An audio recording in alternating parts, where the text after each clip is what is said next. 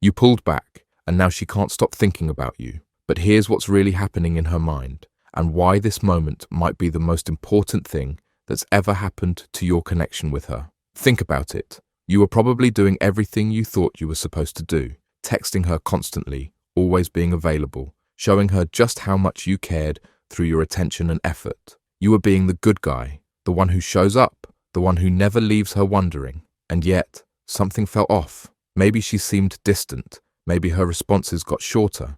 Maybe you sensed that invisible wall going up between you two. So you made a choice. You pulled back. You stopped being the one who always initiated. You gave her space.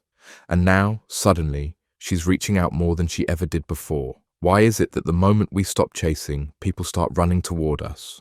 Why does pulling back create the very connection we were desperately trying to build through constant attention? The answer lies in something most people completely misunderstand about human psychology. We've been taught that love means constant availability, that caring means never-ending attention, that showing someone you value them requires proving it every single day through your actions.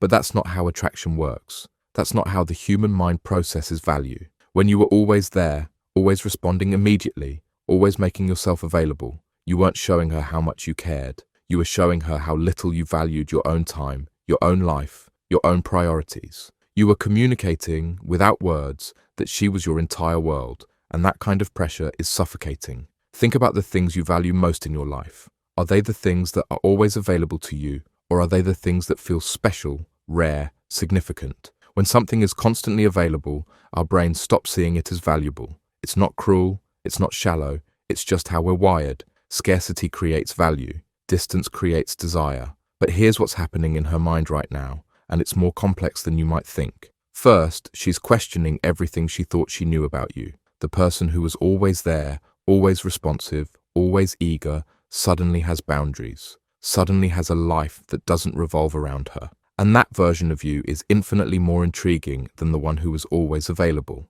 She's wondering what you're doing, who you're with, what changed.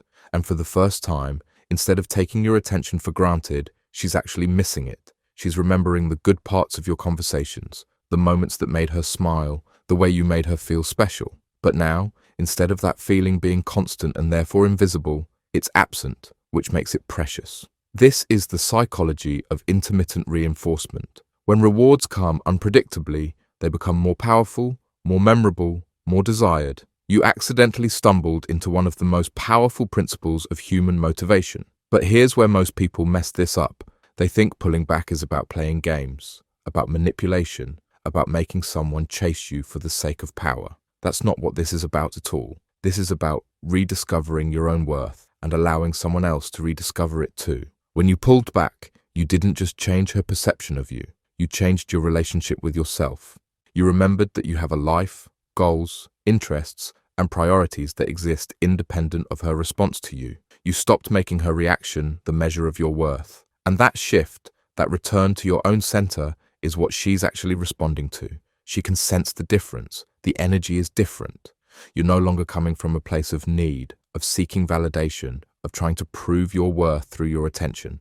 You're coming from a place of choice. And choice is attractive in a way that desperation never can be. But now you're at a crossroads. And this is where everything can either fall into place or fall apart completely. The temptation is to think you've figured out the secret formula. Pull back, get attention, mission accomplished. So you might be thinking about going right back to your old patterns now that she's reaching out. Don't. That would undo everything you've accidentally accomplished. Or you might swing too far in the other direction, thinking that the more distant you are, the more she'll chase. That's not sustainable either, and it's not real connection. What you've created is an opportunity for genuine connection based on mutual respect rather than neediness. She's reaching out because she genuinely wants to connect with you, not because she feels obligated to respond to your constant attention.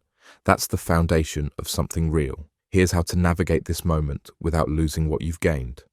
First, recognize that your pulling back wasn't manipulation, it was self-respect. Maintain that self-respect. When she reaches out, respond genuinely, but don't abandon the life and priorities you rediscovered when you stepped back. Don't make her your whole world again just because she's showing interest. Second, understand that her increased interest isn't just about you being less available. It's about you becoming more authentically yourself. The version of you that has boundaries, that has a life, that doesn't need constant validation, is more attractive because it's more real. Third, don't use this as a strategy to control her behavior. Use it as a reminder that your worth doesn't depend on anyone else's attention or validation.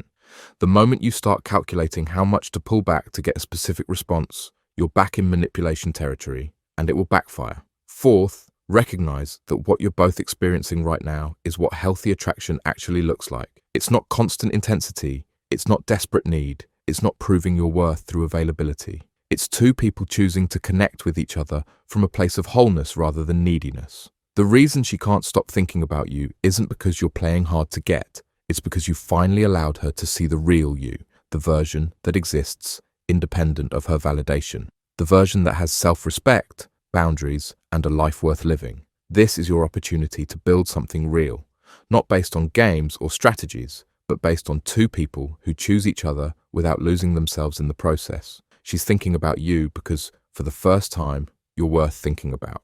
Not because you're chasing her, but because you're not. Not because you need her, but because you choose her. And that choice, made from a place of strength rather than weakness, is the foundation of every connection worth having. The real question isn't whether she'll keep thinking about you. It's whether you'll remember the lesson you just learned about your own worth and carry that knowledge forward into whatever comes next.